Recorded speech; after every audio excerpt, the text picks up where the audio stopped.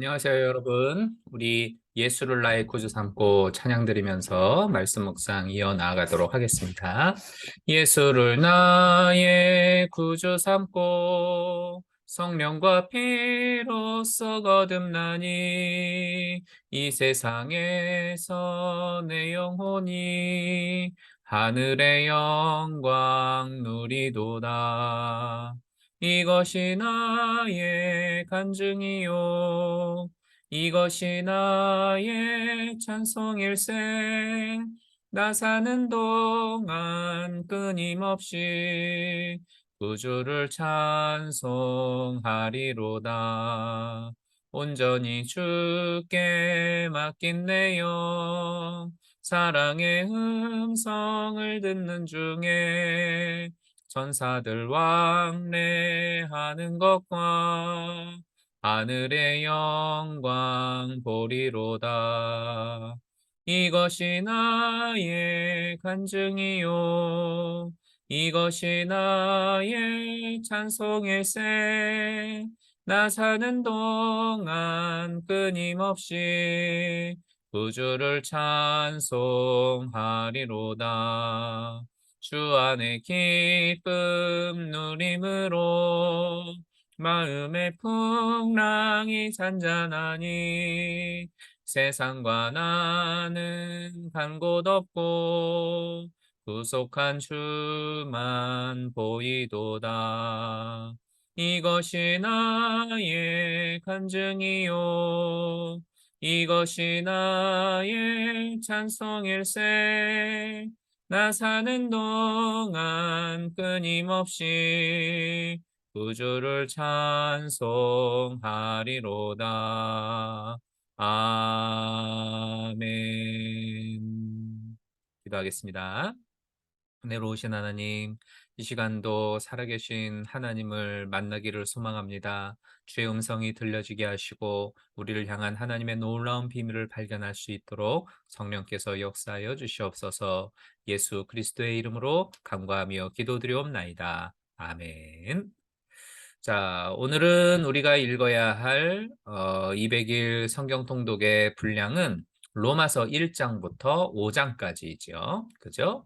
로마서 1장부터 5장까지인데 그 가운데서 제가 2장 12절부터 16절의 말씀을 가지고 함께 은혜를 나누고자 준비를 해보았습니다. 읽어드리도록 할게요.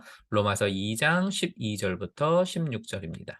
무릇 율법 없이 범죄한 자는 또한 율법 없이 망하고 무릇 율법이 있고 범죄한 자는 율법으로 말미암아 심판을 받으리라.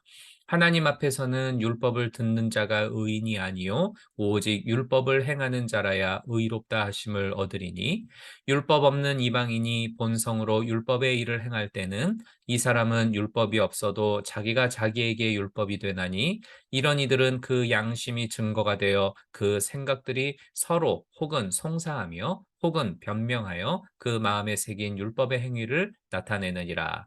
곧 내 복음에 이른 바와 같이 하나님이 예수 그리스도로 말미암아 사람들의 은밀한 것을 심판하시는 그날이라. 아멘. 자, 오늘 본문에 이 로마서에서는 약간 난이도가 있는 율법이 등장을 하게 됩니다. 이 율법은 하나님께서 출애굽을 한 당시에 그죠?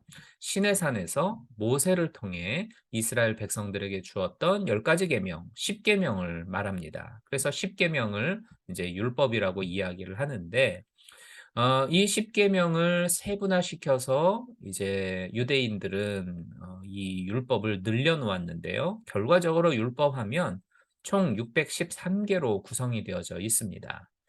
이 613가지는 크게 두 가지로 다시 분류를 할 수 있어요. 하라라고 하는 명령하고 하지 말아라라고 하는 금령이죠.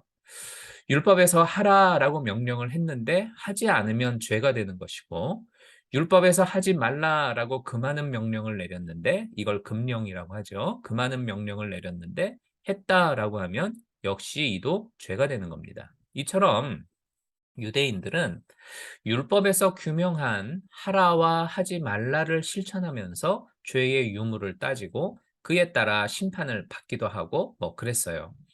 또한 훗날 하나님께서도 사람들을 심판하실 때에는 이 율법을 기준으로 해서 행할 것이다 라고 그들은 믿고 있었죠. 그러면 여러분 생각해 보십시오.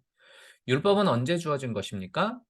출애굽한 이후 시내산에서 누구에게 주었어요? 모세를 통해 이스라엘 백성들, 즉 유대인들에게 주어졌어요. 그러면 출애굽 이전에는 율법이 없었을 텐데 율법 없던 시절은 하나님이 그럼 사람을 어떻게 심판하셨을까요? 또 율법이 생겨났지만 유대인한테만 주셨는데 그럼 유대인이 아닌 나머지 사람들은 하나님이 어떻게 심판을 하실까요? 그러니까 율법이 아예 없던 시절이나 있어도 율법을 소유하지 않고 있는 유대인 아닌 나머지 사람들, 그들은 그럼 다 심판받고 뭐 구원받지 못한다. 뭐 그렇게 되는 겁니까? 근데 유대인들은 그렇다고 생각을 했어요. 율법을 가진 자기들만 구원받고 나머지는 다 심판받아서 멸망받게 될 불의한 자들이라고 여겼던 것입니다. 그래서 유대인들은 그렇게 이방인들, 유대인이 아닌 다른 민족들을 그렇게 비기 싫어했던 거죠. 개취급했던 겁니다. 이제 본문으로 들어가 보도록 할게요. 12절을 현대인의 현대어 성경으로 읽어보면 훨씬 더 우리에게 명확하게 보이는데 제가 12절을 한번 준비를 해 보았습니다. 한번 12절을 같이 보도록 할게요.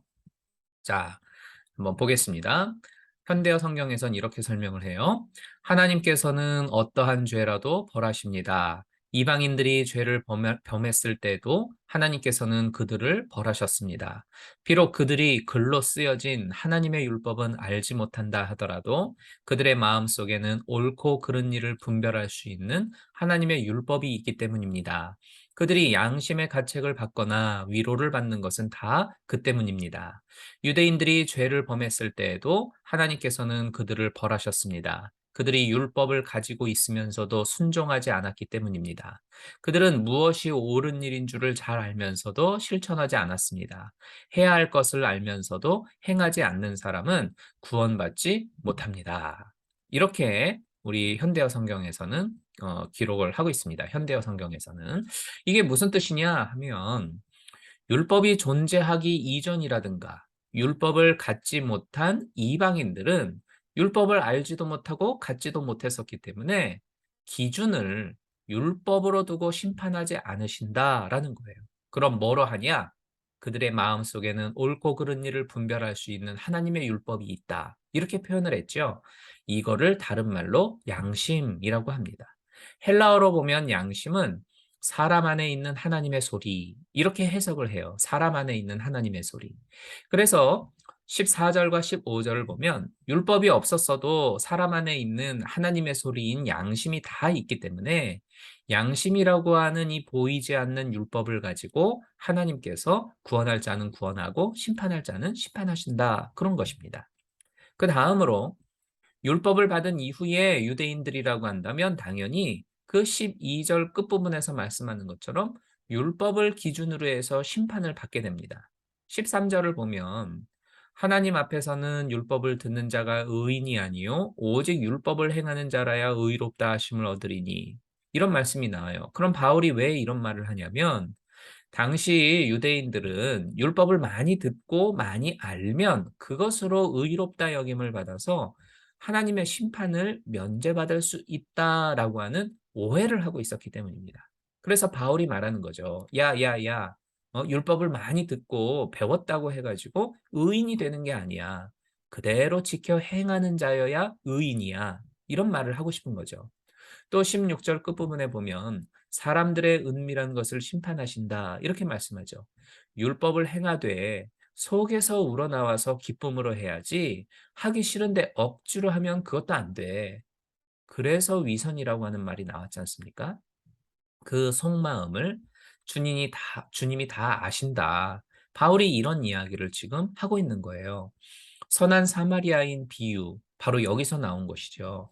율법을 배우거나 가르칠 때에는 선을 행하라고 말하면서 막상 강도 만난 자를 보니까 피하여 지나가는 자들이 바로 너네 유대인들 아니냐. 그래서 너희도 죄인이고 심판받게 될 거다. 이런 말씀을 하고 있는 거죠.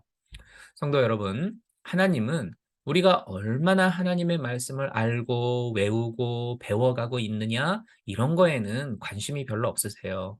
하나를 알아도 그 하나를 그대로 실천하되 기쁨으로, 감사함으로, 순종함의 마음으로 행하고 실천할 때에 하나님이 기뻐하시는 것입니다.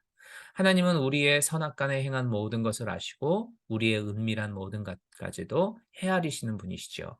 그러한 하나님 앞에서 부끄러움이 없도록 살아가는 우리 모든 성도님들이 되기를 주님의 이름으로 축원합니다. 기도하겠습니다. 은혜로우신 하나님, 오늘 이 말씀처럼 하나님의 말씀을 배우고 또 익혀가며 그 말씀에 순종하는 하나님의 사람들 되도록 도와주시옵소서. 그래야 하나님이 기뻐하시는 의의 열매를 거두고 그것으로 하나님 앞에 영광 돌리는 우리의 삶이 되게 하여 주옵소서. 예수 그리스도의 이름으로 간구하며 기도드리옵나이다. 아멘. 자, 어느덧 주말이죠. 평안한 주말 되시고요. 또 돌아오는 주일날 찾아뵙도록 하겠습니다. 말씀 속에서, 예배 속에서 또 함께 만나도록 할게요. 샬롬.